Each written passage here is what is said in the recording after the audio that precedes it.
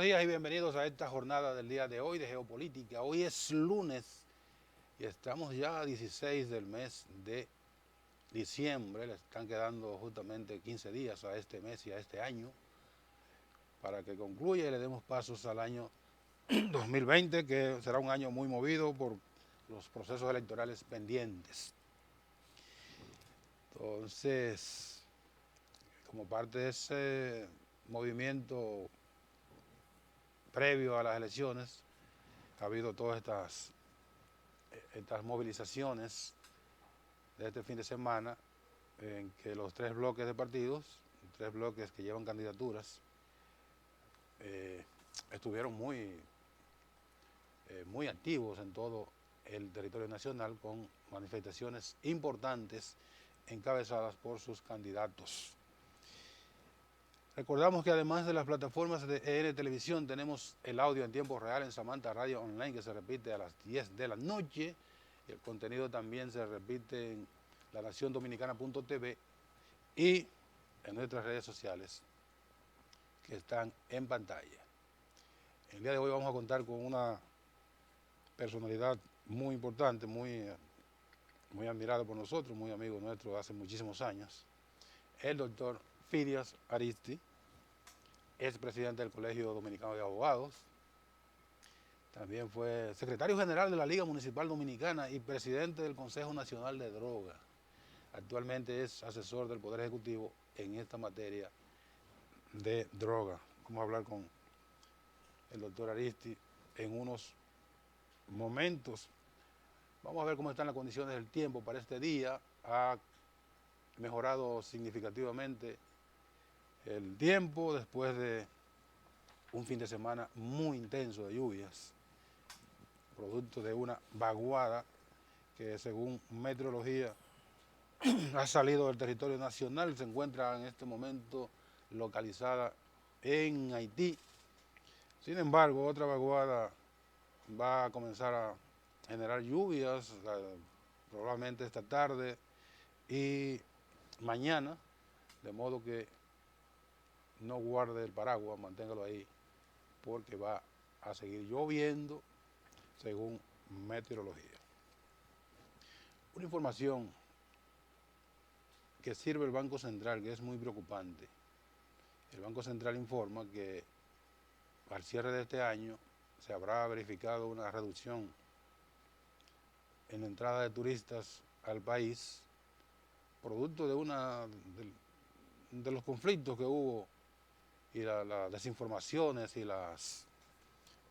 y por qué no, las manifestaciones que hubo meses atrás, producto de que murieron algunos turistas en circunstancias que se entendían no muy claras. Después, afortunadamente, se fueron haciendo las investigaciones y se determinó que esas personas fallecieron por circunstancias naturales, que no intervino ningún factor que le provocara la muerte, que no fueran complicaciones de salud. Sin embargo, ya se habían producido muchas cancelaciones y el Banco Central reporta que va a haber una disminución de un 1.5 en la entrada de turistas respecto del año anterior. Esto tiene un impacto importante en lo que eran las previsiones y el deseo del presidente Danilo Medina de que la República Dominicana al final de su mandato, el año próximo, se estuviese recibiendo alrededor de 10 millones de turistas, o sea, un turista por habitante en la República Dominicana, y esto ha frenado, todas estas circunstancias adversas han frenado esas proyecciones. Incluso dice el Banco Central que la cantidad de turistas no llegaría a 6 millones, llegaría a 5 millones 750 mil más o menos, y sigue siendo un factor importante en la generación de divisas, en la creación de riqueza por todos los elementos asociados a la actividad turística, venta de artesanía, de espectáculos, productos agrícolas y agropecuarios, etcétera, etcétera, pero no en la dimensión que habíamos proyectado, y eso es muy lamentable. Hay que trabajar para que eso se revierta el próximo año y que retomemos el ritmo en la captación de turistas para nuestro país. Doctor, bienvenido. Don Nelson, me siento muy honrado, altamente complacido y privilegiado de venir a compartir contigo a quien tanto admiro desde siempre, a quien tanto me veo compelido a dar seguimiento como una forma de mantenerme activo, informado y formado. Y venir a compartir aquí en Geopolítica en estos momentos, reitero, constituye para mí más que un placer, un inmenso privilegio. A tus órdenes. Usted me conmueve, doctor. No soy, trato de ser justo. Gracias, gracias. Usted sabe que eso es recíproco. De mucho tiempo, como dije en la introducción, Gracias, una admiración Nelson. de muchos años Gracias. por su ejercicio que ha sido en un ambiente que tiene muchas complicaciones, como es usted ha sido abogado penalista, ha ejercido el derecho por muchísimos años, Así es, gracias a Dios. y entonces pasar por ahí ¿cómo se llama? Como la flor del loto, es difícil. Es difícil, pero tú lo has hecho también en situaciones aún más adversas que las mías y te mantiene impoluto, te mantiene con una conducta que constituye un referente, si se quiere, de excepción. Desgraciadamente tenemos que hablar de referentes de excepciones porque cada vez son más escasos aquellos servidores de la sociedad que como tú lo han hecho durante tantos años de manera ininterrumpida, además en forma translúcida, de una manera límpida. Gracias, doctor. Aunque no es su área, pero usted es de una provincia turística, Sí, la claro, principal. claro. Y trabajé durante un buen tiempo con el sector Sí, turístico. sí, entonces Sí, estas informaciones que no son muy halagüeñas, que tienen algún impacto en una provincia como la Altagracia, donde sí, usted es, que tiene pues, o sea, la base económica de la provincia de Altagracia es el turismo, sí, aunque tiene actividad también en la ganadería, sí. pero el turismo es lo fundamental. Sí, sí, sí. La provincia de la Altagracia, pues, ha sido dotada por el creador de una belleza inigualable, de, de una cabellera de espumas y ondas de nácar, de arenas, de arenas que se consideran incluso ejemplares por su suavidad y un clima atractivo. El altagraciano, generalmente llamado el higüeyano, aunque ya es una población que ha recibido el impacto favorable de la presencia de todas las áreas de la geografía dominicana, es uno de los atractivos quizás principales y más notorios que tiene el país. Cada vez que uno se acerca a un aeropuerto en cualquier país del mundo, se encuentra con ofertas que se refieren a Punta Cana, por lo que afecta a todo el país, pero de manera especial impacta, si se quiere, en la población altagraciana, en la población higüeyana. Esperamos que sea un problema que pueda revertirse en lo inmediato. El país se vio compelido a dar respuesta. Todo indica que esas respuestas fueron compatibles con la verdad. El mundo está lleno de problemas, de retos, de adversidades y ningún programa tiene un nombre que se ajuste más a lo que es este tipo de problemática que el que tú diriges, que es geopolítica. Así. Porque la geopolítica impacta precisamente todas las áreas. Lo abarca todo. Lo abarca todo y abarca el turismo. Hay otros países que tienen naturalmente problemas mayores, quizás no tienen los atractivos nuestros en términos de playas, etcétera, tienen otros tipos de atractivos históricos, culturales, que se ven afectados, sobre todo en Sudamérica ahora mismo, algunos países se ven afectados por otro tipo de problemas, por convulsiones sociales. Nosotros, gracias a Dios, estamos exentos de eso. Así, eso, a pesar de estos problemas que mencionamos y que usted también resalta, la gente que tiene proyección para irse de vacaciones fuera de su país valora la estabilidad de la República Dominicana. Sí, claro, claro. Y bueno, a la hora de evaluar si me voy para otro país cualquiera, para no mencionarlo, y dice, bueno, allí yo tengo bonitas playas, tengo atractivos culturales y tengo diversos atractivos, pero me puedo encontrar con un conflicto de tipo social o de tipo político, incluso de tipo militar. Así es. Y entonces, bueno, Y, nos vamos para la República Dominicana, donde no hay esos sí, inconvenientes. y gracias a Dios que tuvimos una temporada ciclónica pasiva. Muy tranquila. Totalmente pasiva. Eso fue una bendición. Pero también tiene que ver, Nelson, hasta dónde ha habido una disminución en el poder adquisitivo del que hace turismo hacia República Dominicana.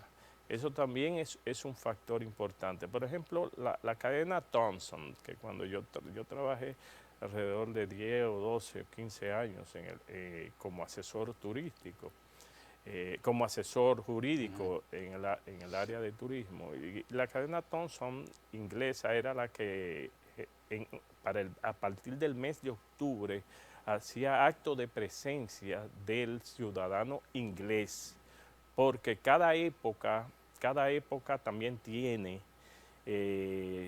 su tipo de turismo, porque ese tipo de turismo que llega a República Dominicana tiene que ver mucho también con las condiciones climáticas del país de procedencia. Entonces, en la medida en que aquellas condiciones son más adversas para usted quedarse en aquel país, entonces usted se desplaza. Usted se desplaza. Claro, también el surgimiento de otros destinos, como podría ser Cuba, de otros destinos turísticos, no dejan de afectarnos. Esos son situaciones. Otro problema que hay que resaltar es la situación de inestabilidad de Haití y hasta dónde la posibilidad que constantemente se exhibe de que la problemática haitiana pueda incidir en la estabilidad social dominicana también puede llevar a ciertas precauciones al turismo. Es un tema, fíjate Nelson, que no ha sido suficientemente tratado, quizás ni reflexivamente tratado. Hay que tomar en cuenta que la situación de Haití ciertamente es un potencial problemático para nosotros. Ahora bien, en la medida en que nosotros hacemos de eso una hipérbole, estamos afectando el destino turístico dominicano. Eso es así, un dato muy, muy relevante ese, porque cuando los turistas que no tengan mucho conocimiento de nuestra geografía, de nuestra posición, cuando lo conecten, bueno, eso está cerca de Haití. Le dicen la española. Ajá, entonces Pero Haití, pero hay un bombardeo de informaciones negativas sobre Haití, entonces, pero están juntos. Entonces la gente piensa Sí, por a la eso, hora de hacer su reserva. sí, por eso quiero aprovechar la ocasión, Nelson, para desde esta tribuna eh, llamar a la reflexión sobre ese aspecto, porque ese es un aspecto que nos afecta y que nos afecta tal vez innecesariamente y por falta de cómo llevar esa comunicación. Eso es así. Doctor, vamos a hacer una pausa. Cuando regresemos vamos a hablar un poco de lo que es su tarea actualmente como asesor del Poder Ejecutivo en materia de drogas, porque usted en algún momento abordó el tema de esto que parece una corriente, de que para enfrentar el aspecto delictivo del narcotráfico, que es terrible, la recomendación sería la legalización de las drogas. Le quitamos el ingrediente delictivo, el punitivo, y entonces, así como el ron, como el whisky, como el cigarrillo, ya no hay que esconderse para consumirlo, y entonces ya le quitamos esa parte. No tomamos en cuenta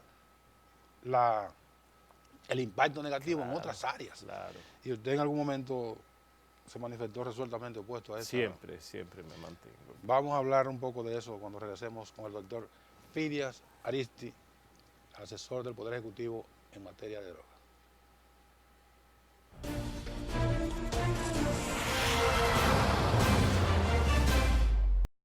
EN Televisión, ahora y siempre, lo que tienes que ver.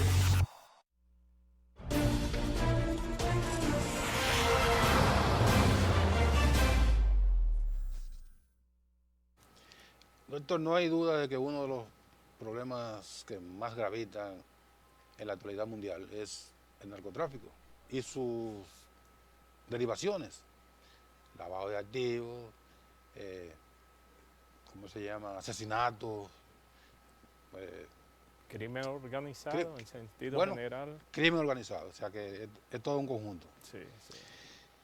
Y entonces algunos pensadores, gente de muchas luces incluso, han sostenido la idea de que para enfrentar esa parte delictiva del consumo de drogas y de sus derivaciones, la legalización sería una vía más o menos recomendable. Y ha habido toda una elaboración intelectual, creación de pensamiento en esa dirección. Parece que eso no va a ser tan fácil, porque además del elemento de salud pública vinculado al consumo de drogas, también está el elemento económico. Si le quitamos la parte punitiva, entonces no podemos perseguir el lavado de activos y todas esas cosas. Pero ya es una elaboración muy, muy teórica. Así es. Usted tiene su pensamiento bien claro en ese sentido, que eso no es recomendable. Sí, yo he sido reiterativo y lo asumo de nuevo en esta mañana, en que eso sería desastroso para la humanidad.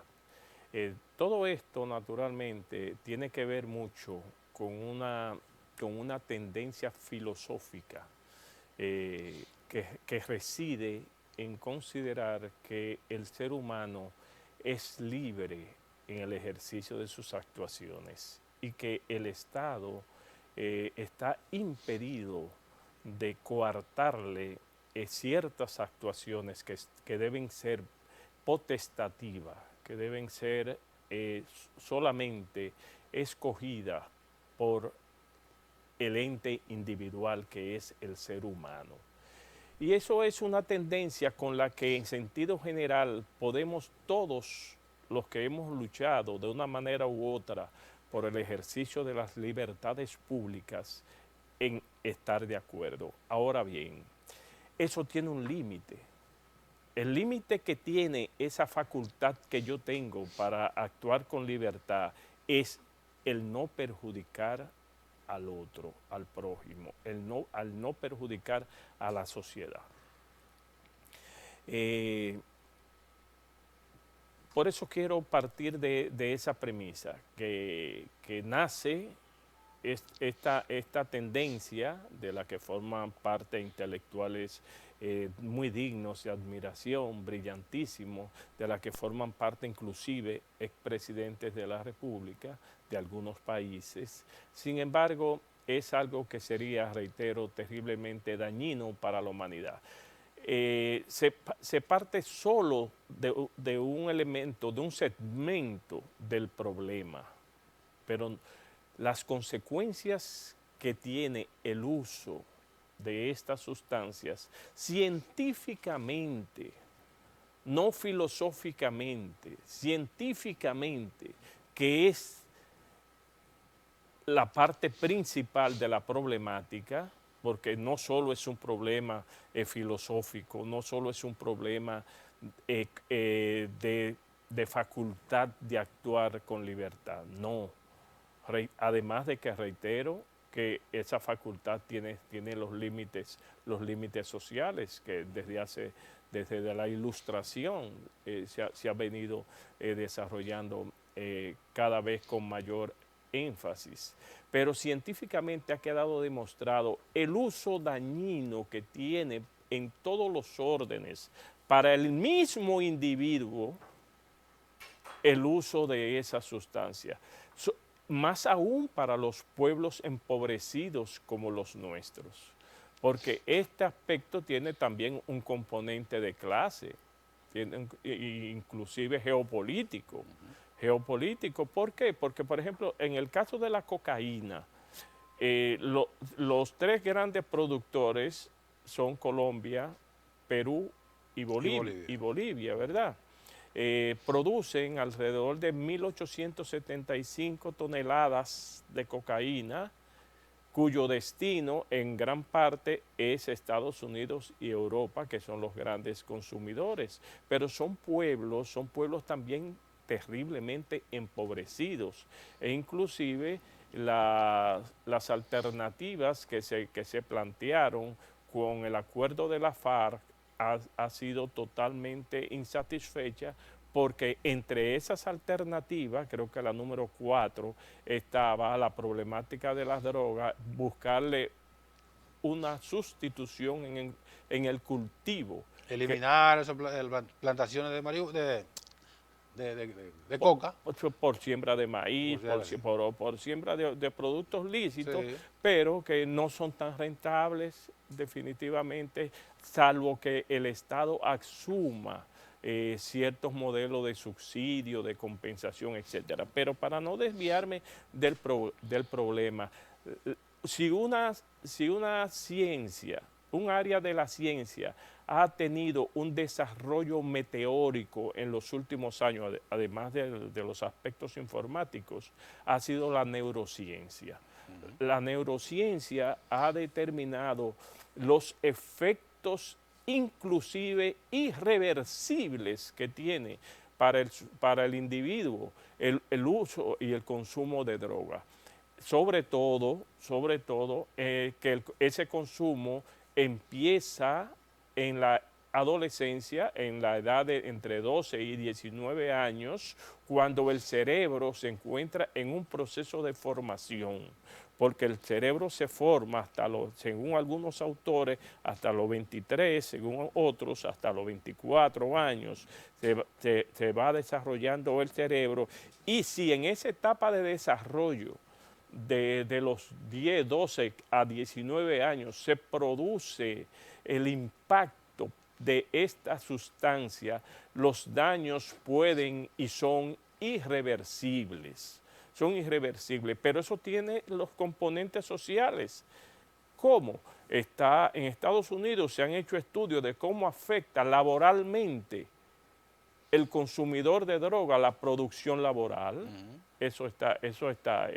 Se convierte en improductivo. Claro, pero además cómo afecta en la pérdida de los estudios, en el poder cognitivo, cómo afecta la que se llama menos invasiva de esas drogas, menos, que ellos llaman menos invasivas, Droga suave, dicen ellos. o droga suave, que es la marihuana, es una droga de entrada a otras, porque llega el momento, como es normal, que el cerebro va exigiendo cada vez más de esta sustancia. Esta llega el momento en que es insuficiente y se pasa a una droga más fuerte. Hoy Estados Unidos, en 23, 25 estados que hizo posible la despenalización de la marihuana, se ha producido lo que Donald Trump ha llamado una epidemia. Una epidemia, ¿por qué? Porque se ha procurado el opioide, se ha procurado fentanilo, que es una droga que se produce sobre todo de laboratorio, drogas de laboratorio que son 50 y hasta 100 veces más poderosas que la heroína, y esto ha multiplicado los servicios en las áreas de emergencia, los accidentes automovilísticos, las muertes prematuras y los daños que esto ocasiona, en países, reitero, como los nuestros, que no tienen las estructuras de salubridad mínima, porque estos problemas son en Estados Unidos, el país más desarrollado del mundo. Y el mayor consumidor también. Y además de ser el mayor consumidor, pero imagínense lo que eso representa en países pobres como los nuestros, que cualquier gripe nos causa problemas muy serios. Entonces, además de lo que significa, reitero, el círculo del empobrecimiento, la pérdida de movilidad social, en las clases más desposeídas y vulnerables, porque el problema de las drogas tiene también un componente de clase. El muchacho rico consumidor tiene un padre que de una manera u otra lo suple.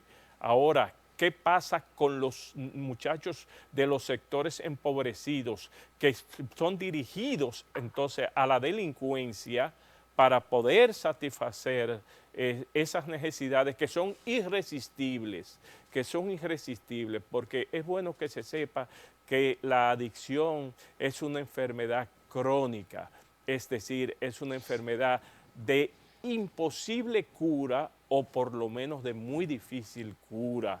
Y el individuo, al entrar en ese estado de adicción, ya la droga, ya su cuerpo exige necesariamente esa sustancia. Si él no puede adquirir esa sustancia porque su padre, su familia lo suple económicamente. No, porque no produce él mismo. O él mismo no produce y no va a producir. ¿Por qué? Porque el ausentismo laboral es una de las consecuencias propias también de la adicción. La pérdida de destreza. Hay labores mecánicas simples que sin embargo, bajo los efectos de esta sustancia, no pueden realizarse. Entonces, ¿qué conlleva esto? La pérdida del trabajo, el despido, porque nadie quiere tener a quien usted le pague y no pueda producir. Entonces sale a asaltar. Entonces sale a quitarnos los relojes, los lentes, la cartera, el celular, los atracos, el sicariato, porque donde hay droga, hay armas, porque hay violencia, porque el narcotráfico no dirime sus problemas con un acto de alguacil, no va a la justicia, ni en un tribunal. No. Lo dirime a través de actos de violencia que la sociedad toda se ve víctima de esa inseguridad. Es decir, las consecuencias sociales que tiene la posibilidad de legalización ya se están viendo. En Uruguay En Uruguay, a partir de diciembre de 2013, que se empezó ese experimento, ha habido un crecimiento en el consumo de un 7%, un 18%. Creo que están por revisarlo. Claro, porque Tabaré Vázquez, a diferencia de Pepe Mujica, y lo peor es cuando un hombre bueno hace cosas malas, cuando un hombre de las condiciones de bondad. Que lo hizo sin mala fe. Lo hizo sin mala fe. Eso todavía tiene efectos peores, desgraciadamente. Pero Tabaré Vázquez que es médico. Pero Tabaré Vázquez, que es médico, por eso se opuso, por eso es opuesto a eso, porque tú no encontrarás, Nelson, ningún médico, sobre todo psiquiatra, que esté de acuerdo con ese proceso de legalización. He escuchado uno o dos refiriéndose tan solo a la marihuana, pero porque no han llegado a ver el problema más allá del campo, estrictamente de lo experimental en cuanto se refiere a que el inicio del consumo es experimental. Déjame ver a qué sabe esto. Luego se va socializando. Y en la medida en que se va socializando, usted se va haciendo dependiente de esa sustancia. Y esa sustancia cada vez más le invade y desgraciadamente cada vez más es quien domina entonces su voluntad. Y ahí ya es un caso perdido. Desgraciadamente es un caso perdido. Vamos a la pausa, doctor, cuando regresemos, para que usted me hable de las estadísticas que manejó el Consejo durante su gestión, que fue alrededor de 4 años. Sí, 5 años. 5 años. Entonces, las estadísticas que hay, relativas a lo que se ha dicho, pero no tengo las estadísticas frescas, de que en un tiempo los narcotraficantes que usan nuestro territorio como puente, pagaban en dinero y de repente encontraron más fácil o menos gravoso financieramente pagar en especie. O sea, que si pasa por aquí 500 kilos de droga, en vez de yo pagarle al delincuente que me sirve aquí, digamos 100,000, 200,000 dólares, le dejo en mercancía, le dejo 10 kilos. En naturaleza. Le dejo 10 kilos de cocaína y encárgate tú de venderlo y cobrar. Y entonces eso ha ido impactando en el consumo de la República Dominicana. Claro. Vamos a hablar de eso cuando regresemos. Sí, con mucho gusto.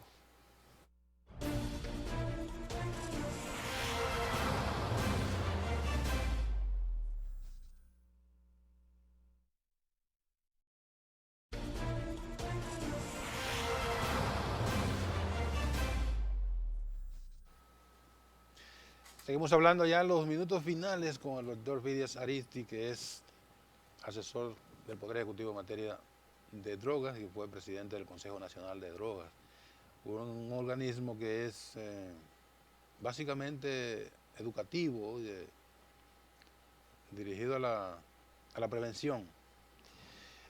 Las estadísticas, doctor, del pago en especie, aunque esa parte le corresponde a la Dirección de Drogas, pero las estadísticas las maneja el Consejo. Sí, y la política de drogas la traza el Consejo conforme a la ley. Y en efecto, tal y como tú has dicho, eso produjo un impacto tremendamente negativo, porque eso implica naturalmente tener que buscar mercado para la droga local.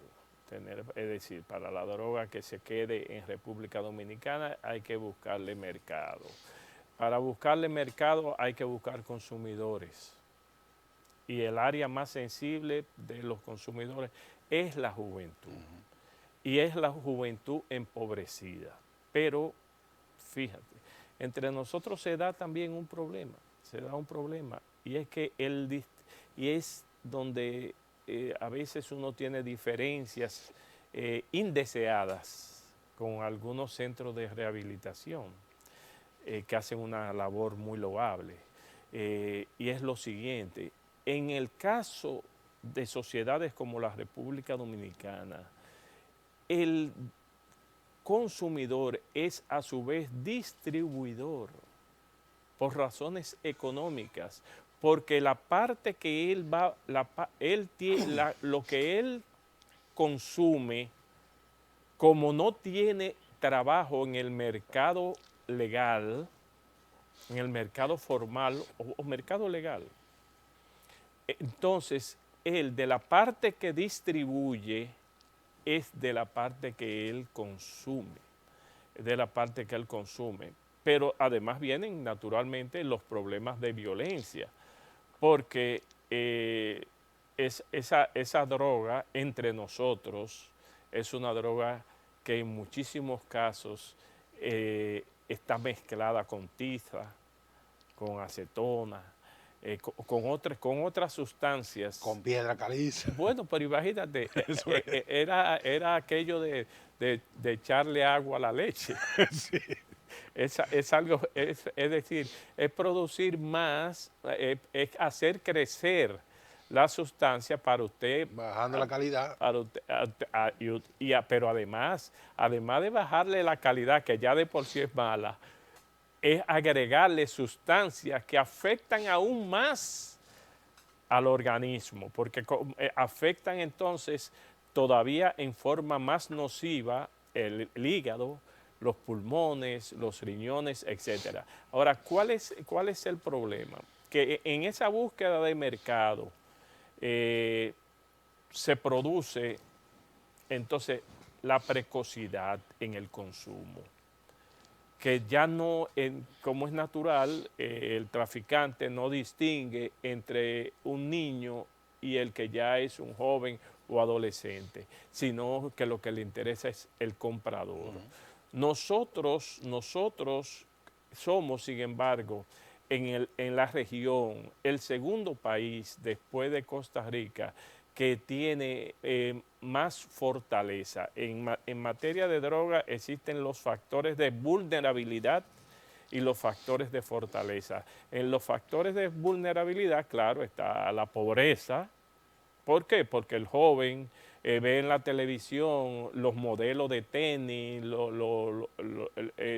esos referentes sociales, y no quiere verse impedido, no quiere perder la novia porque él no tiene de esos modelos, etcétera, y entonces tiene esas apetencias y esas aspiraciones.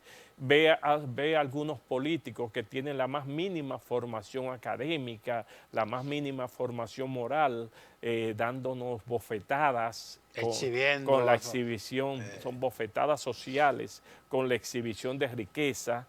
Entonces ese joven dice, bueno, ¿a qué yo voy a ir a la universidad si fulano, que yo sé de dónde proviene, lo vi en peores condiciones que la mía, hoy ostenta tal posición y hoy ostenta tales bienes? Es decir, todos esos modelos inciden. Ahora, nosotros, el porcentaje ha sido mínimo en el crecimiento.